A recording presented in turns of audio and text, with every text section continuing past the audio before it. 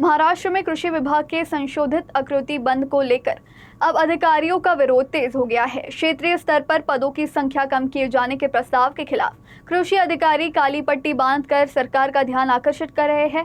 भंडारा में भी कृषि अधिकारियों ने जिला अधिकारी को निवेदन सौंपते हुए इस फैसले पर पुनर्विचार करने की मांग की है। अधिकारियों का कहना है कि क्षेत्रीय पद कम होने से किसानों तक कृषि विभाग की योजनाओं और सेवाओं को पहुंचाना मुश्किल हो जाएगा। कृषि विभाग की पहचान सीधे किसानों के खेत और बांध तक पहुंचने वाले विभाग के रूप में होती है, लेकिन प्रस्तावित संशोधित आकृति बंद में क्षेत्रीय स्तर के पदों में कटौती किए जाने से अधिकारियों में नाराजगी है। अधिकारियों का आरोप है कि एक तरफ क्षेत्रीय पद कम किए जा रहे हैं, जबकि कार्यालयीन स्तर के पद बढ़ाए जा रहे हैं।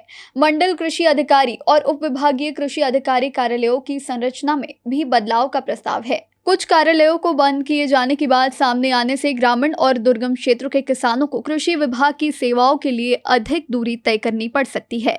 इसी के विरोध में भंडारा जिला कृषि विभाग के अधिकारियों ने काली पट्टी बांधकर अपना विरोध जताया और जिला अधिकारी को निवेदन सौंपा। अधिकारियों ने सरकार से प्रस्तावित आकृति बंद पर पुनर्विचार करने और विशेषज्ञ समिति गठित कर उसमें क्षेत्रीय कृषी अधिकारियों को शामिल करने की मांग की है।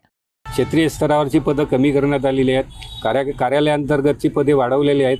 तसेच ज्या ठिकाणी दुर्गम भाग आहे तिथे सुद्धा पदांची संख्या भरपूर कमी केलेली आहे।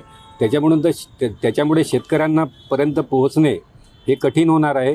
तसेच क्षेत्रीय पातळीवरची जी कार्यालय आहेत त्याच्यामध्ये मंडळ कृषी अधिकारी आहे आणि उपविभागीय कृषी अधिकारी कार्यालय आहे, हे सुद्धा या ठिकाणी बंद करण्यात आलेलं आहे।